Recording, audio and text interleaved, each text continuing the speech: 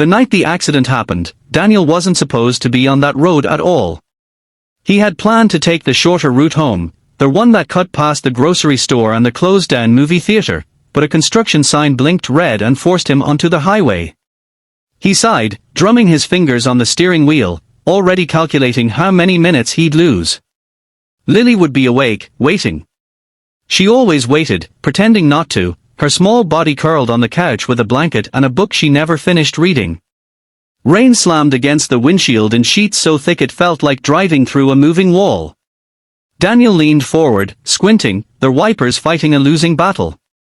His phone buzzed in the cup holder, an alarm he'd set as a reminder to warm Lily's dinner when he got home. He silenced it without looking. The road was nearly empty, just long black stretches of asphalt shining under the glow of distant streetlights. That's when he saw it.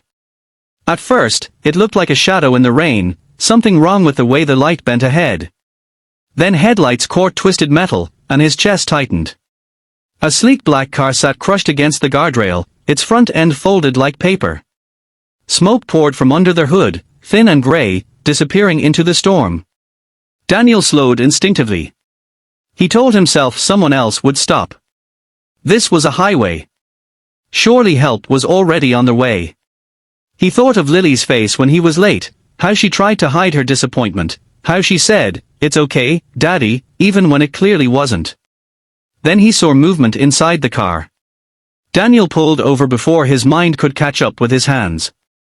He killed the engine, stepped out into the rain, and was instantly soaked. The cold cut through his thin jacket, but he barely noticed. His boots splashed as he ran toward the wreck, heart pounding so hard it hurt. The driver's side door was jammed. He peered through the shattered window and saw a woman slumped forward, her dark hair stuck to her face with blood.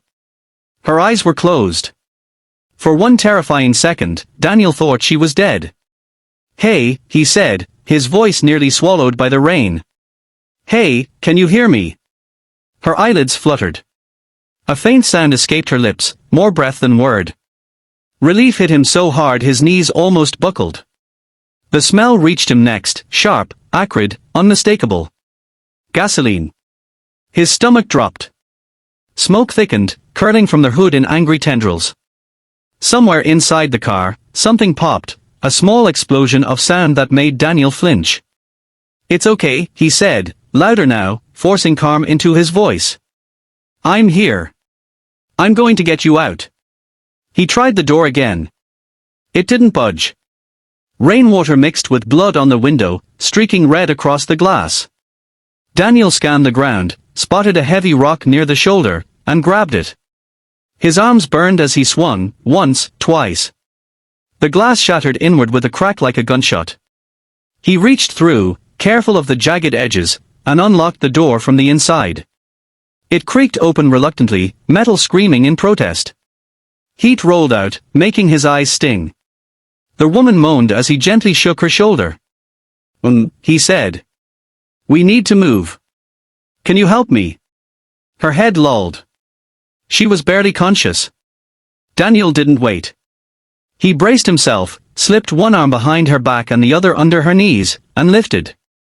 She was lighter than he expected, or maybe adrenaline made her feel that way. As he pulled her free, flames flickered under the hood, orange and hungry. The rain hissed against the growing fire, steam rising like a ghost. Daniel staggered back from the car, nearly slipping on the wet pavement.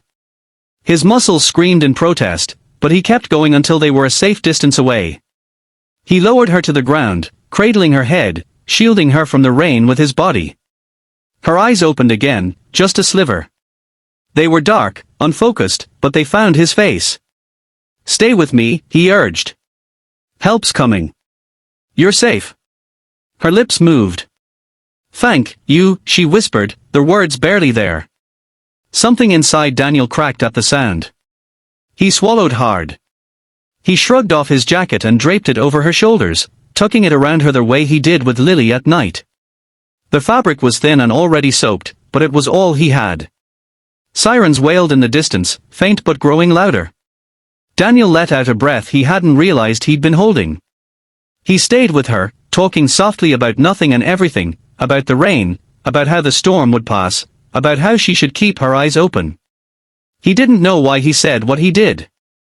Maybe he was really talking to himself. Flames finally burst free from the car, climbing fast now, lighting the highway in harsh orange. The heat pressed against Daniel's back. He shifted slightly, keeping himself between the fire and the woman. Red and blue lights cut through the rain as emergency vehicles screeched to a stop. Paramedics jumped out, shouting instructions, moving with practiced urgency. One of them knelt beside Daniel, checking the woman's pulse, shining a light in her eyes. "You did good," the paramedic said quickly. "We've got her now." Daniel nodded, suddenly aware of how hard his heart was pounding, how his hands were shaking. Another paramedic glanced at him. "Sir, what's your name?" Daniel opened his mouth to answer, and froze. In his mind, he saw Lily again. Saw the clock on the wall at home ticking forward. Saw her fighting sleep, telling herself he'd walk through the door any minute now. He imagined her small shoulders sagging when he didn't. He hesitated, looking down at the woman being loaded onto a stretcher.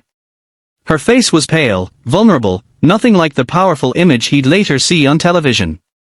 Right now, she was just someone who had needed help. "I have to go," he said. The paramedic frowned. "We need a statement." Daniel shook his head, already stepping back. "I'm sorry. I really have to go." He retreated into the rain, heart hammering with a strange mix of guilt and urgency. No one stopped him. There was too much happening, firefighters battling flames, medics shouting vitals, rain pouring relentlessly from the sky. He reached his car, hands trembling as he fumbled with the door. Before getting in, he looked back one last time.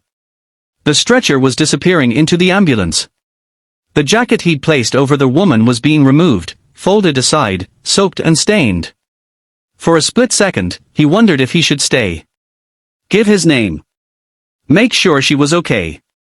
Then his phone buzzed again. Another reminder. Lily's bedtime. Daniel got in the car and drove away, the sirens fading behind him, the rain swallowing the road ahead. He didn't feel like a hero.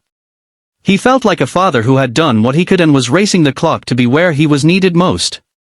When he finally pulled into his apartment complex, the storm was easing, rain thinning to a quiet drizzle. The lights were on in his living room,